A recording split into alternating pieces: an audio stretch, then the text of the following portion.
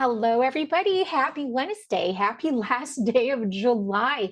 My goodness. And it's almost August. Hello, my name is Bella Ralston. And on behalf of Faber-Castell USA and Michael Stores, it is my pleasure to welcome all of you for today's class. We have so many friends joining in this afternoon. It's always so fun. We have a lot of friends from up north, and of course, my neighbors here in Texas. We have some SoCal. Oh my goodness, someone lives by the beach. Don't we all hope we are there with you today? Some good friends from California. Hello, hello, Pennsylvania. We have New Jersey, Virginia. Hello, everybody. Good friends from Utah. Hi, Cher. Thank you guys so much for sharing where you're not broadcasting, joining us from. I am broadcasting live from Texas. It is a bit warm outside, so I hope you guys are staying cool. Today's class, we are going to have lots of fun because we're going to be creating a watercolor art, a tie-dye style.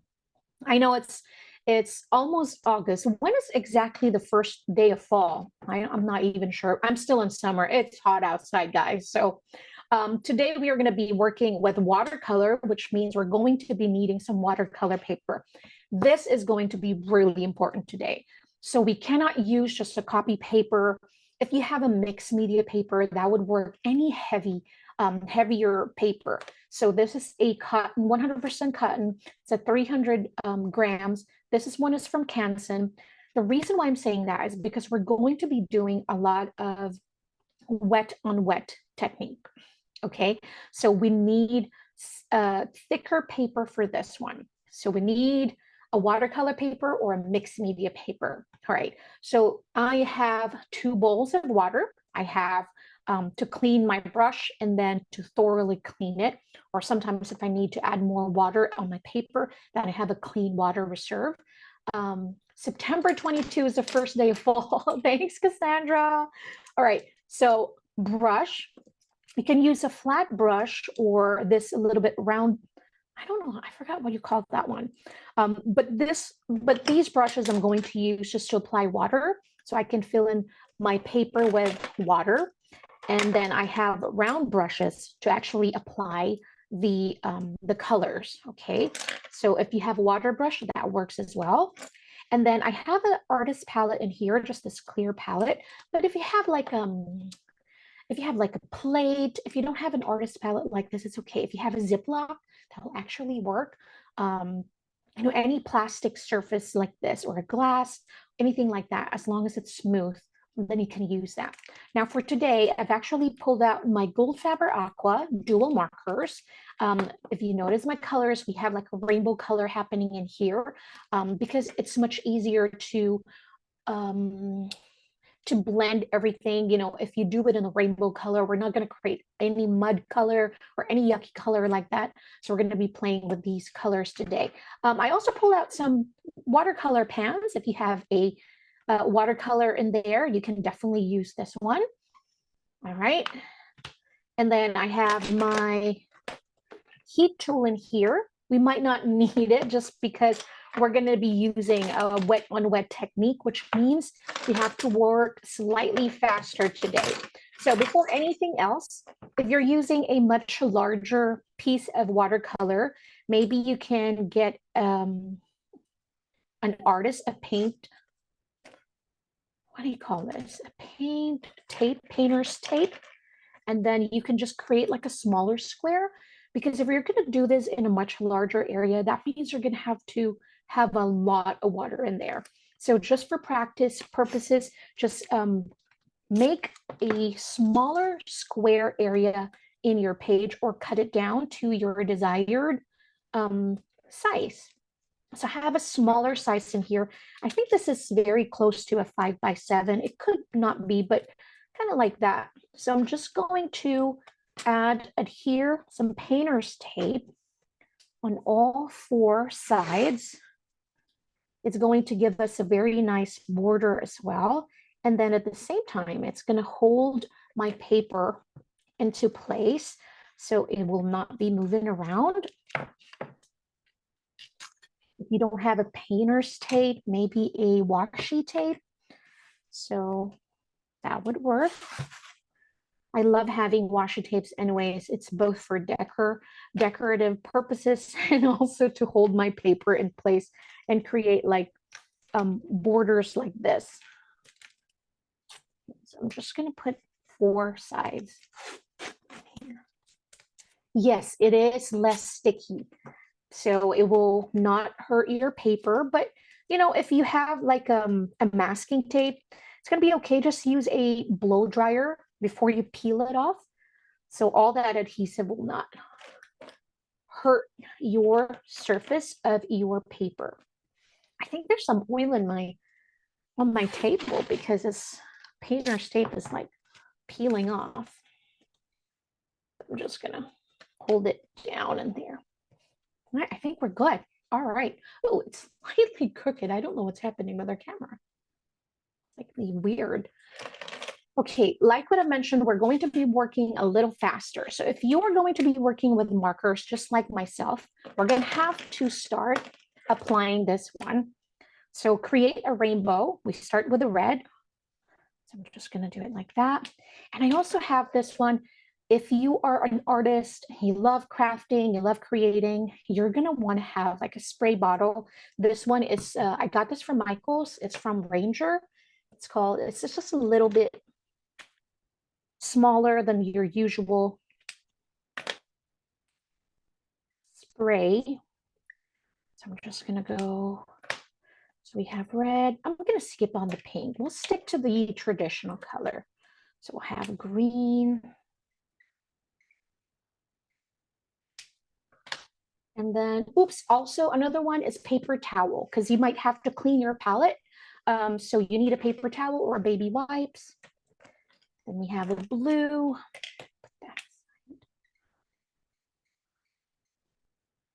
If you're using a watercolor pan, what I would like for you to do is to wake up all your pigments.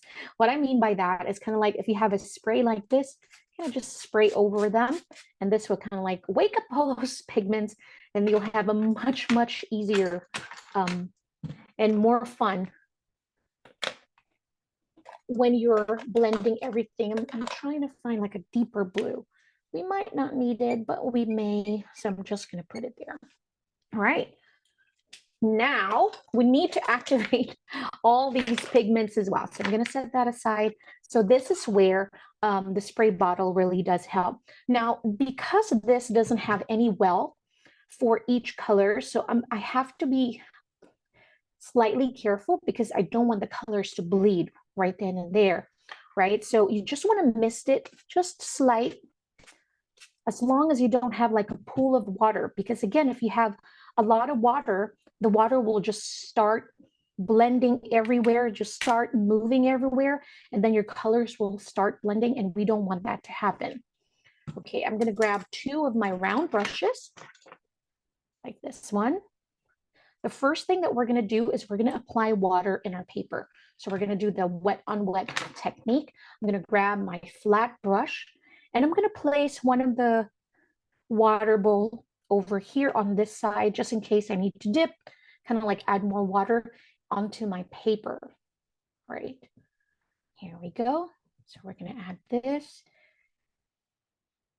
just like that. So we're just adding water. You can, if you have like a watercolor pen, that will definitely work, or any other water soluble markers, that will be work. Now, we want it to be really wet, but not with a pool of water, if that makes sense. So you don't want a whole lot of water moving around in here, but you want the paper to be really wet, because what we want to do is, you're going to see it in a little bit. You're going to see that the colors, the pigments will bloom and move around the paper, because what we want to avoid is we want to avoid having that sharp lines in here, at least for this one technique first. So I'm going to start with my red. We're going to do different styles. This one will start on the inside, almost like a shell. You know, when you tie a shirt, you get really different results each time. Notice how that is blooming already. I'm going to zoom that in. And then we're just going to keep dropping the color. So for this specific technique, we want to create like a highlight in between. So while we're dropping the pigments and the colors, we want to assist it where it's going to go. Instead of it just moving and blooming on its own, we want to assist the colors to kind of go round and spiral. So I'm going to clean my brush. Yes, it is the bleeding that makes it a tie-dye. I'm going to go in with my orange, make sure that I have enough water. So we want a wet brush, wet ink on a wet paper. And so we kind of just drop it in there and just let it bloom like that. Isn't that so beautiful? Just be mindful of the space in between, okay? So we want to create that white negative space.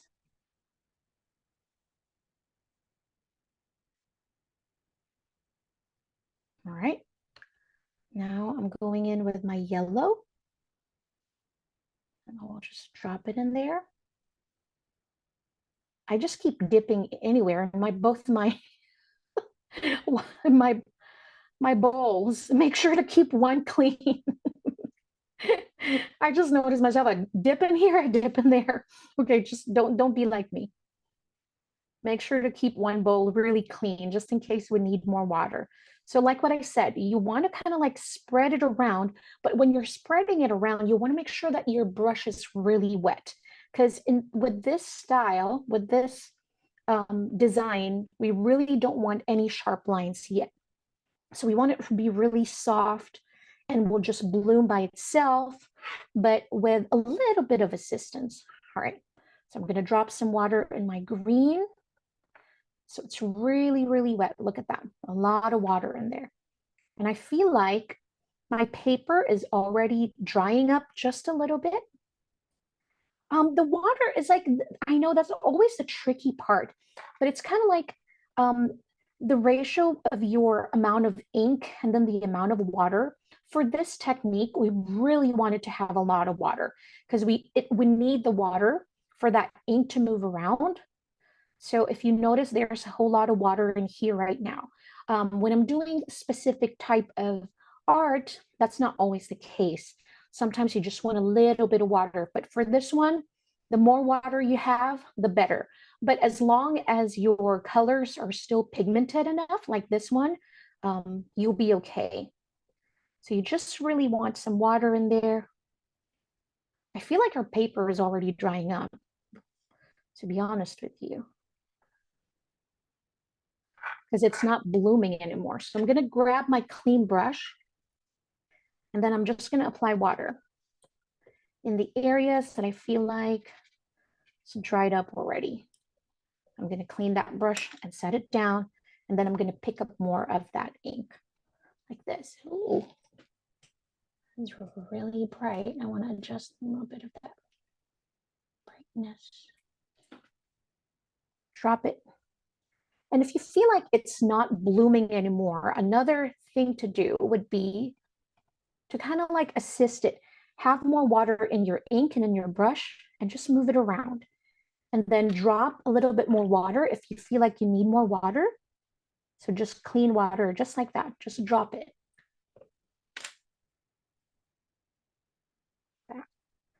And then that should help that one. This one, we had a really nice bloom over there. So I'm not sure why we're not getting that bloom anymore. Okay, and then I'm going to go clean and then grab a little bit of that purple. I guess we're not going to need that deeper blue. I'm just going in here.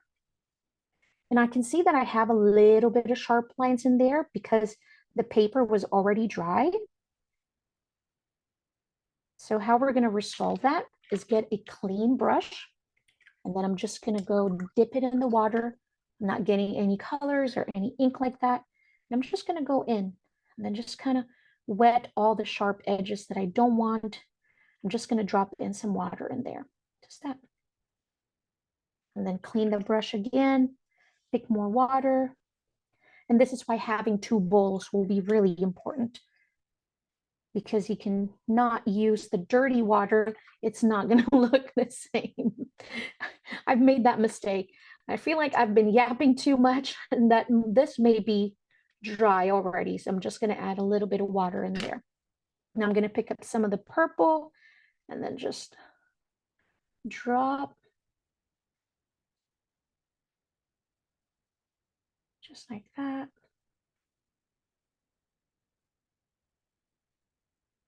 Drop it. And then just let it bloom. Let it bleed. And like with the blue, I feel like I'm going to add some purple in here just to add the color.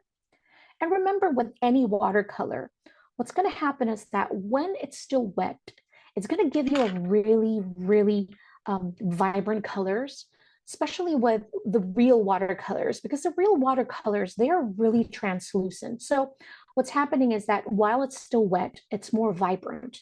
And then once it dries, it becomes more translucent and you lose a little bit of that opacity. But with the watercolor, the water-based dye inks, like these Goldfaber Aqua dual markers, you get pretty saturated colors in there. You get really opaque colors. So some people, the artists that are really pure watercolorists, they want that translucency. They want parts of the paper to show through. I really don't mind. It just depends on the project. Sometimes I really look for that because I want the paper to show through. But for this particular project, the tie-dye, the more vibrant the colors are, I like it better. Now I'm just picking up some of the extra pool of water that I have on the sides. I think we put in too much. And so I'm just gonna go back in with my brush and just drop more color so we can have more really opaque, full strength of that purple in there. And then I'll do the same here. Just like that.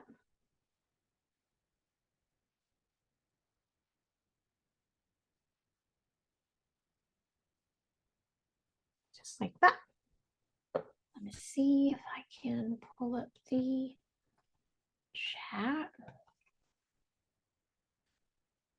The water holding pens, I'm not sure.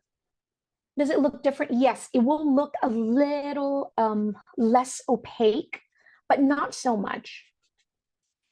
Because every time that it's wet, you get this intensity, super intensity. Now, looking back at this, I feel like my green and my yellow bloomed too much. I feel like I covered so much space in there, but this is where really practicing comes in, because the more you do this, the more you play around with it, the more you're going to understand, ooh, I really don't, like for the green and the yellow, I feel like I could have made it a bit smaller and tighter in space. And then I don't have enough of the white space in between.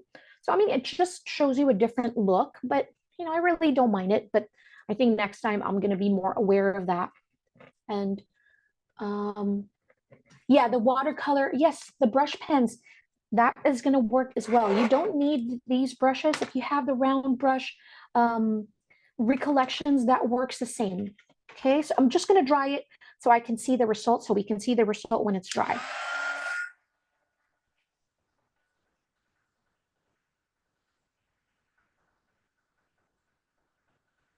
And then if you have like extra pool of water that you feel like is being difficult and not drying, you can always come back in with your paper towel and just kind of like go in the corners gently, as long as you don't dab it too much, because what you're going to do is you're going to pick up some of those colors and you really don't want that. Basically, we just really want to dry it quicker without picking up some of the colors.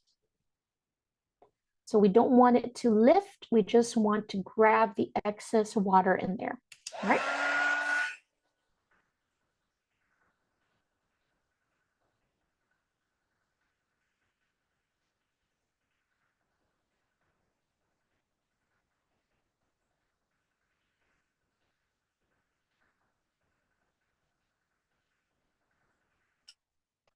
And having a painter's tape will also help you help the paper from buckling, because when it's wet, it is very natural for the paper to buckle.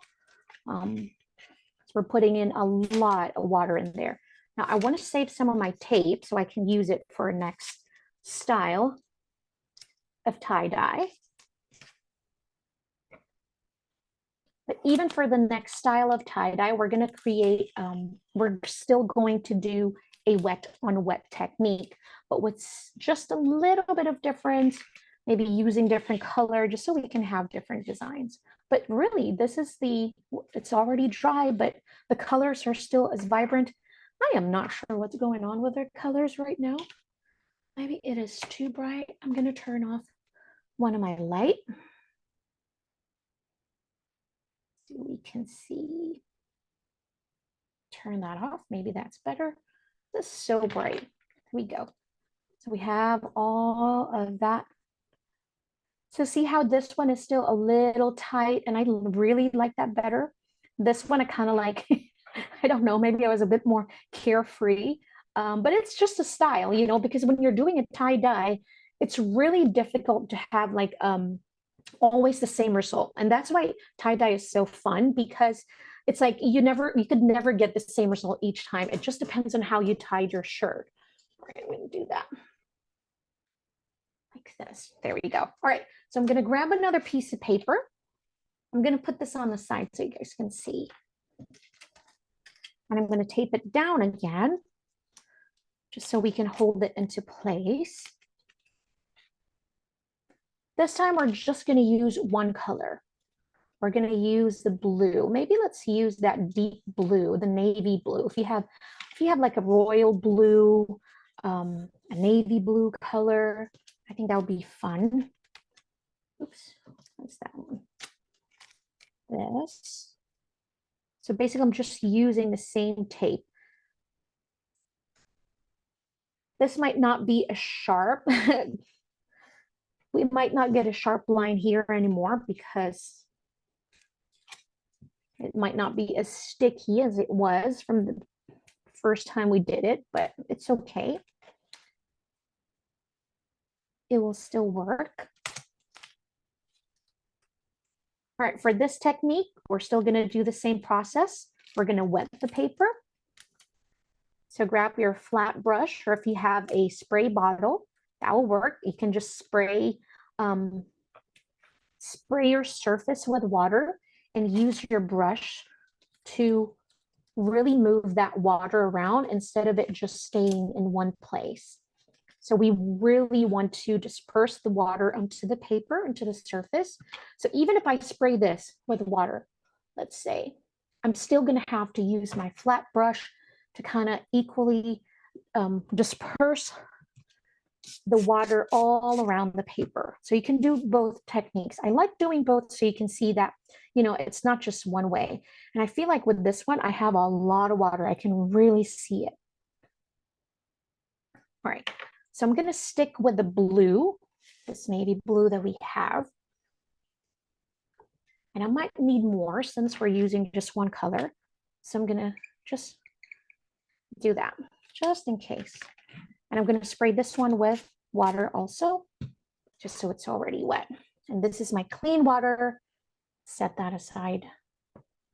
I'm going to pick up water with my brush because we really want to wake up all these pigments over here in our palette. So see how much water and see how much flowy that one. So you want to have this much water in there. Now, it's going to be hard if you're going to pick up water, if you're going to pick up color straight from the pan. I suggest that you put it again still in the palette or sometimes the cover of that pan to just really want to make sure to have a lot of water in there. All right, so here. Oh yeah, of course, absolutely. We can do that. It's going to be the same, really. It just depends on what size of water brush we're using. So I'm going to use the water brush in here. I am just going to pick up the same thing with water And then we're going to start with this one. I feel like my paper is already dry. Man, Texas weather, I swear. So we want to have over here, just applying the color. And I'm going to pick up a little bit more water, even if I'm using the water brush. And I'm just going to add some water over on this area. And I'm going to use the tip of the brush to kind of create like a very, very lightly, okay? So you want to think light as a feather. And we want to create these patterns, kind of like an area where it's been tied. So sometimes you have these sharp edges like this, but we want it really soft. So we want it just water almost. So we're picking up some of the colors from here and then just create those sharp lines, thin strokes. If you feel like it's too sharp, then come back in with some water and just apply more. Just like that. Like that. Now, because I feel like the paper is already dry, I'm going to pick up some more clean water and I'm going to apply it in the area. So we're just going to move slow, portion by portion. And this is the next area that I'm going to use. So I'm just applying water in this area right here. So we're going to create that border again. We want it to be really puddled with water. Okay. Now I'm going to pick up again more colors and just drop it and let it bloom for a little bit. Now this time it's really, really wet. So this is what I meant, that if you don't have like a really nice quality watercolor paper, you might have some issue because the surface might start kind of like peeling the surface of the paper. It's never fun to have that. So make sure to use like a really heavy weight watercolor paper. Now we're going to do the same thing, but this time we're going to have two sides. So we have this side and we have this side, right? I'm just picking up water, even though I have, water running from this water brush already. It's going to be the same. The Recollection or the Faber-Castell, I'm using a Faber-Castell this time. Just don't press your water brush because you don't want to have a pool of water in here, the unnecessary water, just like this. And then I'm going to work on this side. I feel like it's more natural for me to go up than to go down. I feel like my downstroke is a bit too heavy. I don't know. Food dye, I have never tried that. That would be interesting. That would be really fun to try. So what you want to make sure is just to have like, you want to have a variety of strokes and length and height of these thin strokes that you're creating. You don't want it to be one height. You just want to have short, some are long, some are much thinner. So just kind of like go really light on your pressure. And I'm just adjusting this bottom. I want to add a bit more over here. The white part is like the area where we ringed the shirt, we twisted it. And so that white highlight is that area where the pigments, the tie-dye didn't dyed this part, dyed and dyed. All right. So I feel like there's just a whole bunch of water in this one, but it's okay. All right, we're gonna do the same thing. Maybe this time I'll go easy on the water, but I'll do this spot right here. So we're gonna apply next. Right. I'm gonna pick up more of the blue color and just drop it, drop it, drop it, drop it.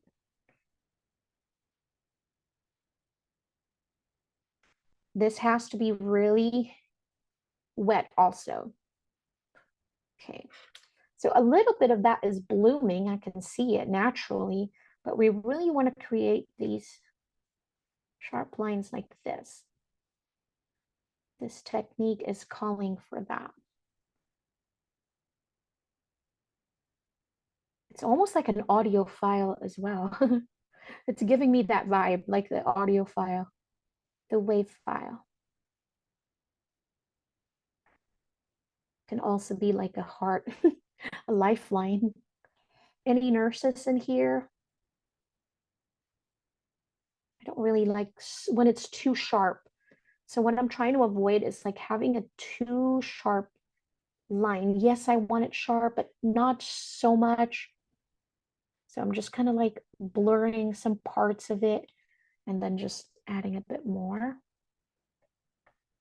Just like that. And these over here, I love the natural look where it kind of like just blended and bloomed. Yeah, that's true. Acrylic ink, I think it's going to be really difficult with the acrylic because we're working with a wet on wet. Everything has to be really wet in here. So it's going to be a little hard, but we can always really wet the acrylic paint, but then, you know, it kind of beats that, beats the look because with acrylic, usually it's like a very painterly look. So when you want to dilute it with water, then just use watercolor. All right, then I'll do this last part right here. Yes, purple mountains also. I feel like I don't have enough colors in here. It's going to be super less saturated now. So I'm just picking up this area and I'm going to apply a bit more. Just like that, just a little bit. And then I'll grab my brush, pick up a little bit of water, see how much liquidy that is now. So we want that because we want those pigments to move. So I'm just going to drop it again. It's really blue on my end. I really don't understand why it's like super crazy purple on the screen because I agree. It's like super purple. But I promise it's not.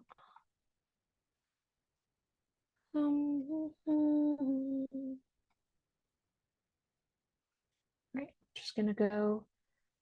I let those one bloom and it's okay. So it gives that natural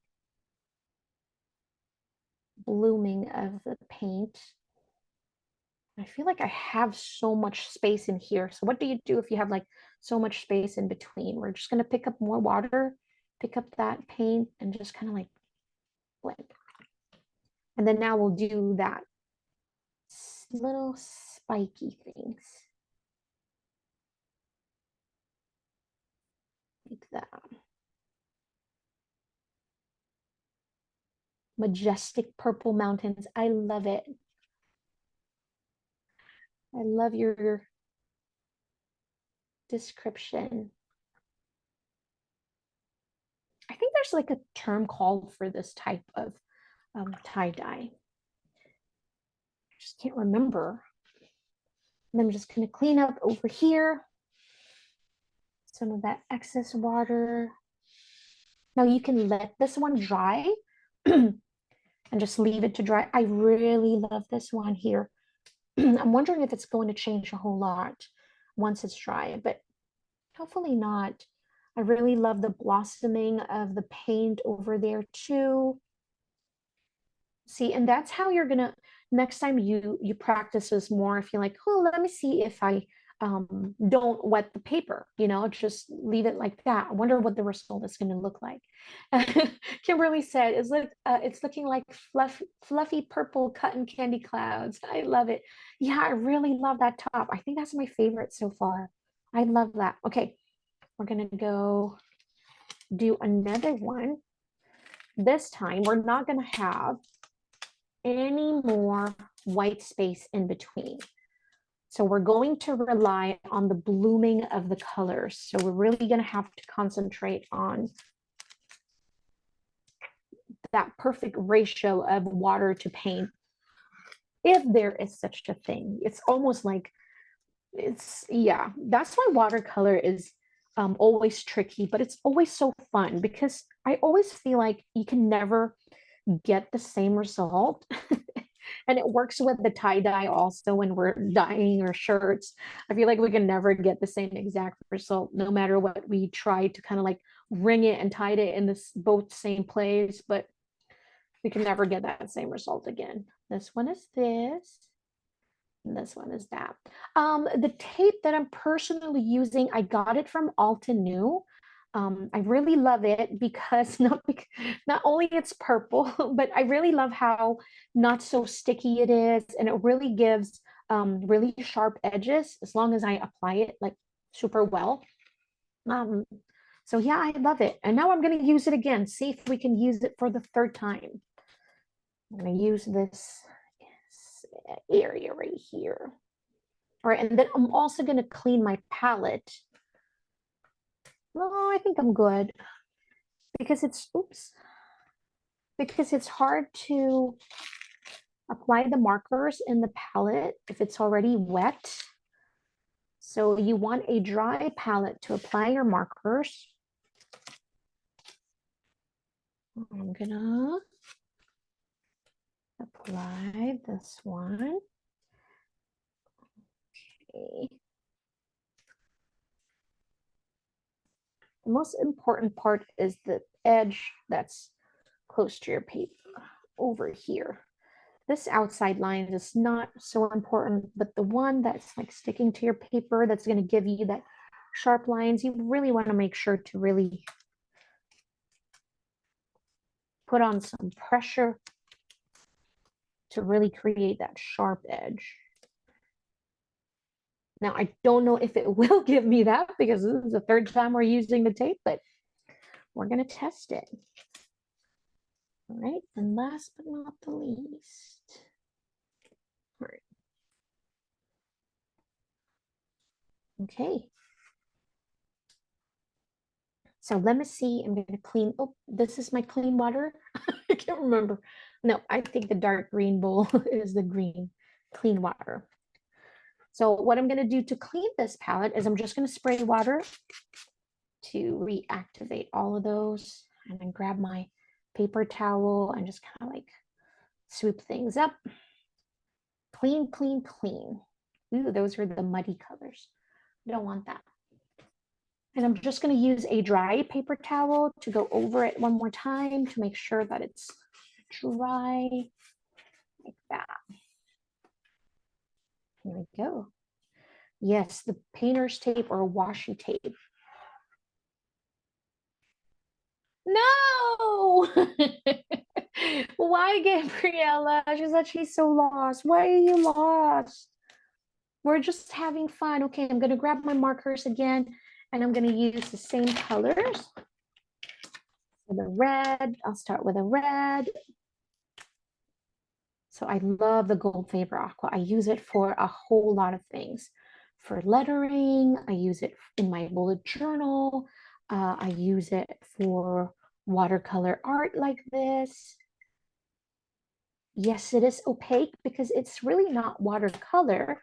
So the colors are so vibrant, and if you don't want that, you want to stick to real watercolors because then you're really going to get that translucency from the watercolor. But when I'm just playing around and I don't care about light fastness or anything like that, then the Goldfaber Aqua is so fun to work with. I'm going to grab the purple like this. Ooh, did you hear that squeaky thing? All right. Okay, so I'm going to spray my paper, grab my flat brush, and then we're going to have to make sure that all the water is dispersed. All right, and then I'm going to grab my brush. The only reason why I'm not using my round brush is because I have a smaller tip, a much smaller one. So I really don't like it. It doesn't hold enough water for me. Okay, so I'm going to start with my red. I should have sprayed it with water, but it's okay. I have a lot of water in my brush, just like that. Hold on. I have to move faster or else my paper is going to dry again. But 1 second. All right. Just to make sure that my paper is still wet. I can see it. Okay. Still good. So you want to make sure it's really wet because we're going to have to make sure that our water or their colors will bloom. Now this time we want the colors to be as close and as blended as possible. So I'm going to start with my red, pick more up,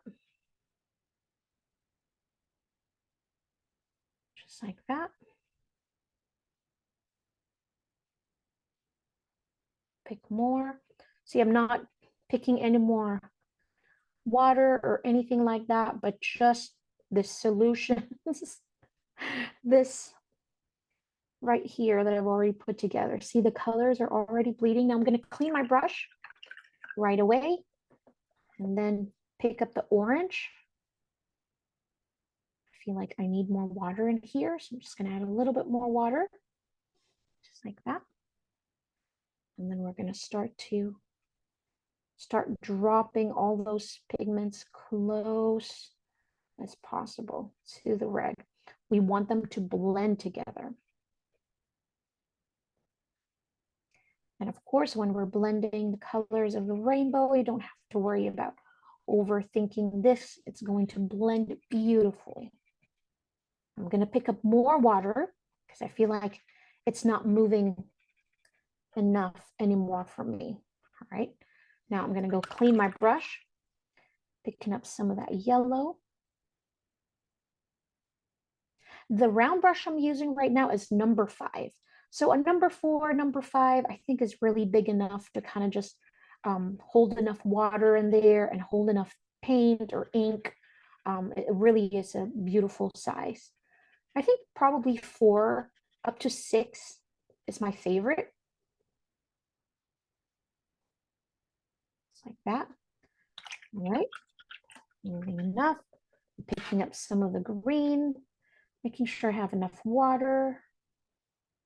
This solution right here. So when you feel like it's not blending well for you, that means you probably need more water, either in your paper or with your mix of ink.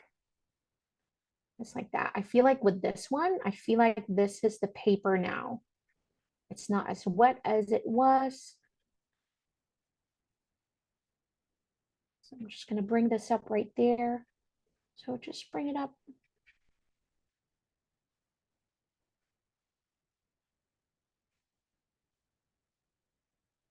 Drop more green over there and the edges. Just like that. Now this time I'm going to grab my other round brush, pick up some clean water.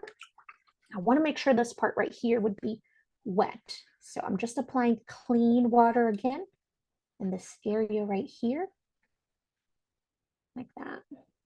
And you're going to see some of those green will start bleeding and blending. So that's good. We want that. All right, so I'm going to put that away. Now picking up my brush, and we're going to grab this blue. We're just going to start dropping some of those.